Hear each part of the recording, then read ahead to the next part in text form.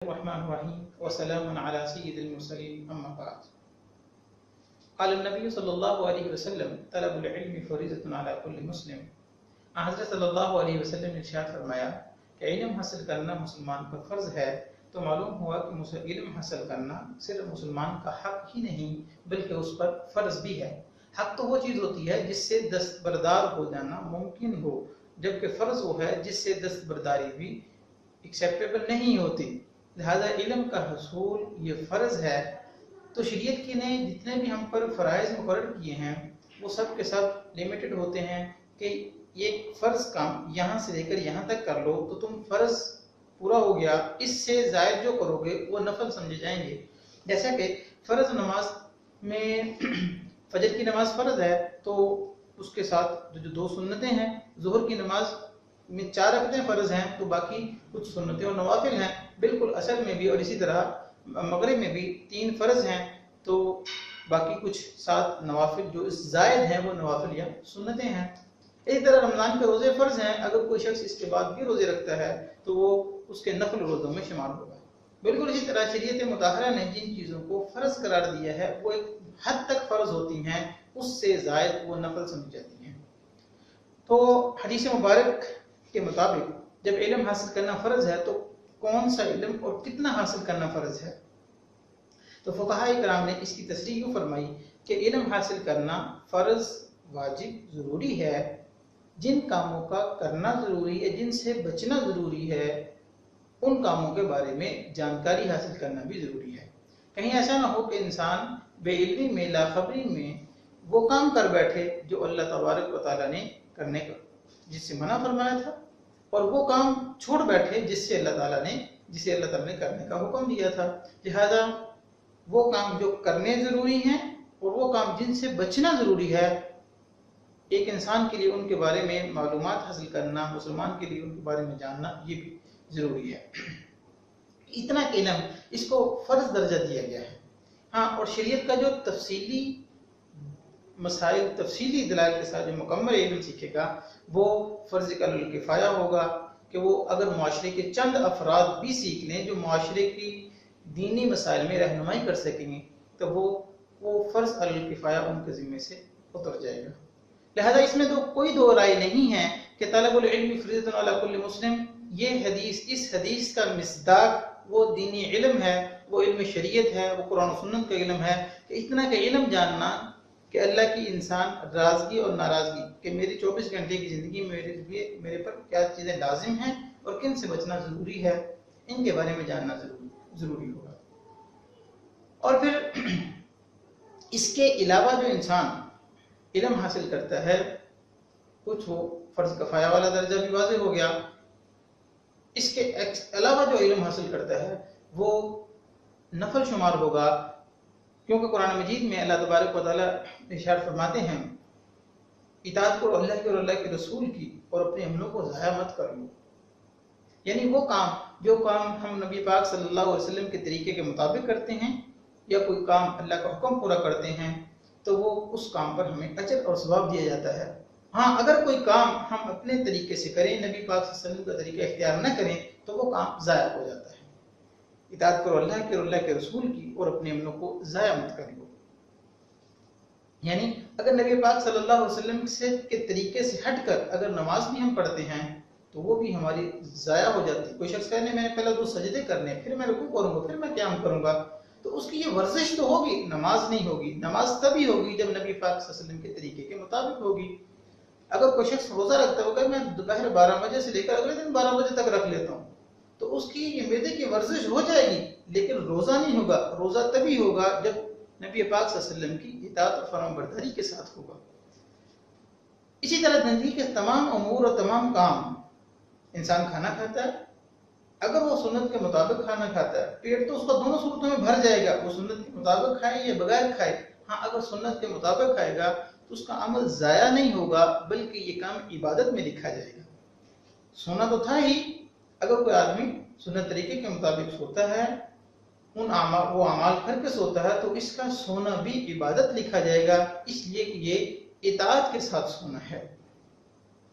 بالکل اسی طرح کہ علم زندگی کا ہم بیشتر حصہ تعلیم و تعلم میں گزار دیتے ہیں، پڑھنے پڑھانے میں گزار دیتے ہیں، تو پڑھنے کا منہج کیا ہونا چاہیے، سیکھنے کا منہج اور طریقہ کیا ہونا چاہیے، اور وہ ہم 6 سال کی عمر سے 30 28 27 اتنی سال ایج تک ہم پڑھتے ہیں، تو ہماری زندگی کا بڑا حصہ تو تعلیم لے گئی۔ اب تعلیم کس طرح ہونی چاہیے کہ ہمارا پڑھنا لکھنا یاد کرنا یہ بھی عبادت میں لکھا ہے، وہ بھی اللہ اور اللہ کے رسول کے حکم کے تحت آ جائے۔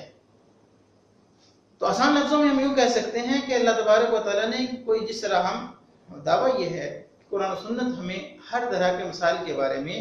دینی، دنیاوی، معاشرتی، اخلاقی تمام معاملات میں ہمیں گائیڈنس دیتا ہے، رہنمائی کرتا ہے، اور جتنی بھی اللہ تعالیٰ نے انسان کو صلاحیت عطا فرمائی ان صلاحیتوں کے بارے میں مکمل گائیڈ کرتا ہے۔ جیسے کہ سننے کی طاقت دی تو کہہ دیا، بتا دیا کہ یہ سن سکتے اور یہ نہیں سن سکتے۔ آنکھوں کی صلاحیت دی تو بتا دیا کہ یہ دیکھ سکتے اور یہ چیزیں نہیں دیکھ سکتے۔ زبان دی تو کہا یہ بول سکتے اور یہ نہیں بول سکتے۔ تو بالکل اللہ تبارک و تعالیٰ نے اسی طرح انسان کو عقل بھی عطا فرمائی۔ تو لازم بات ہے تو عقل کے بارے میں بھی کچھ اصول، ضوابط اور قانون ہوں گے کہ یہ اس طرح کام کر سکتی ہے اور اس رستے کو چھوڑ کر یہ استعمال نہیں کر سکتے۔ تو اللہ تبارک و تعالیٰ نے قرآن مجید کی جو سب سے پہلی وحی نازل ہوئی وہ اسی گتھی کو سلجھا دیا گیا، اقرا پڑھ، اقرا پڑھیے،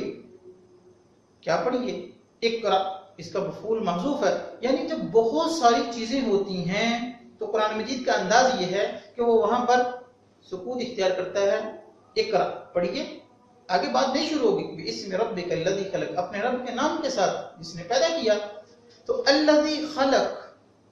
پڑھ، الذی، جو بھی تیرے رب نے پیدا کیا تو پڑھ، یوں پڑھ، بِاسْمِ رَبِّكَ، اپنے رب کے نام کے ساتھ۔ یعنی ہر چیز کے بارے میں انسان معلومات حاصل کرے، لیکن شرط یہ ہے کہ وہ یوں پڑھے، بِاسْمِ رَبِّكَ، اپنے رب کے نام کے ساتھ، الذی خلق، جس نے اس چیز کو، جو بھی تم پڑھو، جس نے اس کو پیدا کیا ہے۔ اصل میں یہ وہ زاویہ، وہ تناظر ہے علم کا۔ یہ بات یاد رکھیں کہ علم کو روشنی ہے، اس کو جس زاویے سے گزارا جاتا ہے یہ وہی شکل اختیار کر دیتے ہیں۔ جس طرح میرے پاس گلاسز ہیں تو یہ اس میں جس کلر کے، جس رنگ کے شیشے ہوں گے، مجھے دکھنے والی چیز ہر چیز پر اسی طرح کا شیڈ ہوگا۔ جس زاویے سے نظر گزرتی ہے، جس اینگل سے، جس آئینے سے نظر گزرتی ہے، تو ہر چیز پر اس چیز کا عکس ہوتا ہے۔ تو بالکل اسی طرح علم کو کس زاویے سے گزارا جائے، تو شریعت نے آ کر سب سے پہلے وہ زاویہ ٹھیک کیا، اقرا، پڑھ، مگر یوں پڑھ، الذی خلق، اس کو تیرے رب نے پیدا، ہر چیز کے بارے میں پڑھ، ایٹم اور ایٹم کی ساخت کے بارے میں پڑھ، مالیکول کے بارے میں پڑھ، ہیومن باڈی کے بارے میں پڑھ، کہکشاؤں اور گلیکسیز اور ستاروں کے بارے میں پڑھ، سب کچھ پڑھ، لیکن یوں پڑھ، الذی خلق، تیرے رب نے ان کو پیدا کیا۔ اور جب آپ اس زاویے سے علم کو پڑھتے ہو تو ہر نئی تحقیق، ہر نیا انکشاف، ہر نئی معلوم ہونے والی چیز آپ کا اعتماد اس پر بحال کرتی جاتی ہے۔ جیسے میں کہوں کہ میرے پاس یہ گلاسز ہیں اور مجھے یہاں سے یہ دور تک، وہ لاہور تک دکھاتی ہیں، تو میں کہوں گا یہ کمال کی چیز ہے، یہ کمال کی، کیونکہ علم سے زیادہ اہم وہ زاویہ ہوتا ہے، وہ تناظر ہوتا ہے جس سے علم کو گزارا جاتا ہے۔ علم سے زیادہ اہم وہ زاویہ ہوتا ہے جس سے علم کو گزارا جاتا ہے۔ لہذا قرآن نے سب سے پہلے آ کے کہا، پڑھ اپنے رب کے نام، جس نے چیزوں کو پیدا کیا۔ جب تم اس زاویے سے چیزوں کا مطالعہ کرو گے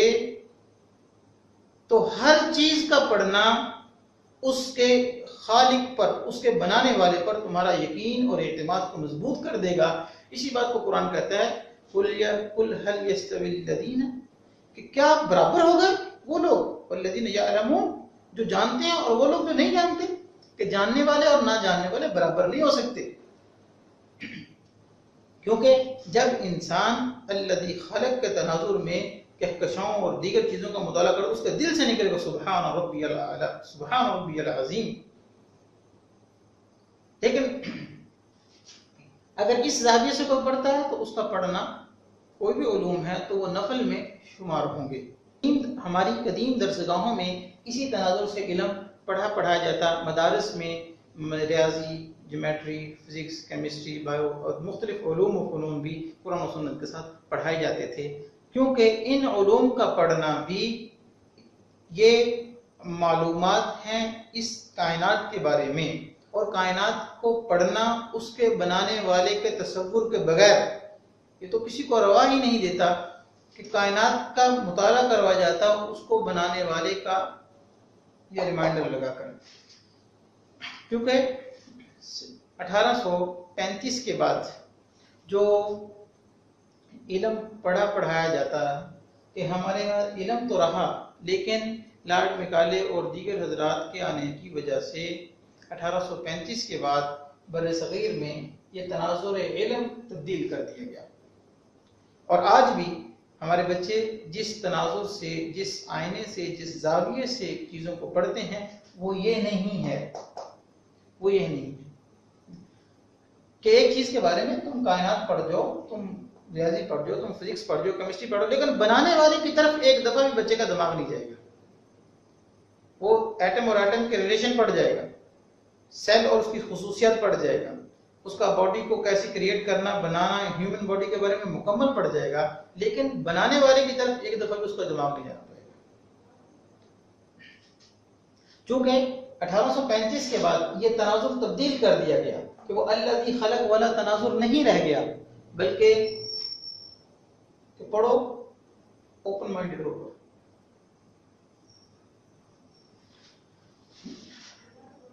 آزاد اوپن مائنڈ ہو کر۔ اوپن مائنڈ ہونا مستقل ایک زاویہ ہے، جس طرح قرآن نے باقی زاویوں کو کہا کہ گرنتھ، وید، فلاں، عقل، فلاں فلاں یہ زاویہ نہیں بن سکتے، تو اوپن مائنڈ ہونا یہ ایک مستقل زاویہ ہے۔ تو قدیم مدارس میں جو تعلیم دی جاتی وہ الذی خلق کے تناظر میں ہی کائنات کے بارے میں، اس کے مختلف انکشافات کے بارے میں پڑھایا جاتا، لہٰذا ان تحقیقات کرنے کے بعد بھی انسان دہریہ اور ملحد نہیں بنتا تھا، بلکہ رب کے اور زیادہ قریب سے قریب تر ہو جاتا۔ لیکن 1835 کے بعد برصغیر میں جہاں پر بہت ساری اور تبدیلیاں کی گئیں، تو 1835 میں تعلیمی سطح پر بہت زیادہ تبدیلیاں کی گئیں۔ اس میں کہ برصغیر کے لوگوں کو وہ علوم و فنون تو رہنے دیے جائیں، لیکن ان علوم اور فنون کے پڑھنے کا تناظر تبدیل کر دیا جائے، کیونکہ اگر صرف علم سکھانا ہی مقصود تھا تو مدارس کا ایک بہترین نظام اور سیٹ اپ برصغیر میں پہلے سے موجود تھا، جس سے برصغیر کی اکثر آبادی پڑھنا لکھنا جانتی تھی۔ لیکن اصل مقصد یہ تھا کہ اگر یہ مسلمان قوم اسی طریقے سے پڑھتے رہیں گے تو یوں پڑھنا الذی خلق کے تناظر میں پڑھنا ان کے ایمان کو امپروو کرتا رہے گا، تو لہٰذا ہر نئی تحقیق ان کے ایمان کو امپروو کرتی ہے، اور قرآن ایمان کے بارے میں یہ کہتا ہے انتم الاعلون ان کنتم مؤمنین، تم ہی سربلند رہو گے اگر تم ایمان والے ہو۔ چونکہ کہ اب علم بھی ہو لیکن وہ اس سیٹ اپ کے ساتھ نہیں، اب 1835 کے بعد فزکس، کیمسٹری، بایو، دیگر علوم تو رہے، لیکن الذی خلق کے تناظر میں نہیں رہے، بلکہ ان کو جس زاویے سے اوپن مائنڈ ہونا، آزاد خیالی سے پڑھو اور دیگر زاویوں سے پڑھنے کا رواج ڈالا گیا، اور اس کو پابندی کے ساتھ آج تک ویسے ہی پڑھا جا رہا ہے۔ اس لیے ہمارے بعض اسلاف ان کو علم ہی کنسیڈر نہیں کرتے، ان کو فنون کا درجہ دیتے ہیں، فنون ہے، علم نہیں ہے، فنون ہے، حالانکہ دیگر ساری کتابوں میں جو علم پر لکھی گئی، وہ امام غزالی رحمۃ اللہ علیہ احیاء العلوم میں علم پر بحث کریں یا دیگر ابواب فقہیہ میں علم کی حیثیت بیان کرتے ہوئے کوئی بات چیت کی جائے، تو ان میں کسی نے بھی مادی علوم کو فنون کے درجے میں داخل نہیں کیا۔ مادی علوم کو انہوں نے اس کی حیثیت طے کی، وہ مادہ جس سے انسان کی ضرورت کس طرح کی وابستہ ہے، بعضوں نے تو اس کو فرض کفایہ تک کا درجہ دیا، اور تفصیلی مباحث کتاب کتب فقہیہ میں یا احیاء العلوم میں دیکھی جا سکتی ہیں۔ یہ علم، ان علوم کو فنون کہنے کی بات، وہ وجہ صرف یہ تھی کہ جب 1835 میں جب تناظر علم ہی بدل دیا گیا، وہ زاویہ، وہ آئینہ تبدیل کر دیا گا جس سے علم گزرے گا اور پھر ہر تحقیق پر وہی عکس چھا جائے گا۔ پہلے تھا الذی خلق کا زاویہ تھا اور ہر تحقیق پر وہ عکس چھایا رہتا تھا، اور طالب علم کے دل و دماغ میں اللہ کی وحدانیت اور اللہ کا روب اور غلبلہ مضبوطی کے ساتھ پکڑ رکھتا تھا۔ جتنا تو کوئی تحقیق میں آگیا ہوتا وہ اپنے رب کی معرفت سے اتنا شناساں ہوتا، لیکن چونکہ اب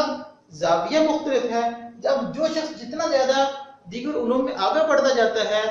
بنیاد کے غلط ہونے کی وجہ سے وہ اسلام سے، دین سے، قرآن سے اتنا متنفر واقع ہوتا ہے، کیونکہ اصل وجہ وہ زاویہ کی تبدیلی ہے۔ لہذا ہماری ذمہ داری یہ ہے کہ ہم اپنے بچوں کو، اپنے اساتذہ کو، اپنے معلمین کو یہ سمجھائیں کہ ہم از خود ریمائنڈر لگا کے پڑھیں گے کہ الذی خلق، ہم ایٹم کی ساخت، مالیکول اور دیگر کائنات کی جو بھی چیز ہے وہ سب اللہ نے پیدا کی ہے، تو لہذا ان کے بارے میں صحیح معلومات بھی ہم تب حاصل کر سکتے ہیں جب اس کو اس زاویے سے پڑھیں جو زاویہ اللہ تعالیٰ نے قرآن مجید میں وضاحت کے ساتھ بتایا۔ اقرأ، پڑھ، باسم ربک، اپنے رب کے نام کے ساتھ، الذی خلق، جس نے پیدا کیا ہے۔ اور کائنات کے بارے میں مطالعہ اگر اس زاویے سے نہیں ہوگا، جو قرآن کے بارے میں بھی اگر یہ اس زاویے سے نہیں پڑھا جائے گا، کسی اور زاویے سے پڑھا جائے گا، تو وہ پڑھنا اور پڑھانا وہ سوائے جہالت اور گمراہی کے اور کچھ نہیں عطا کرے گا۔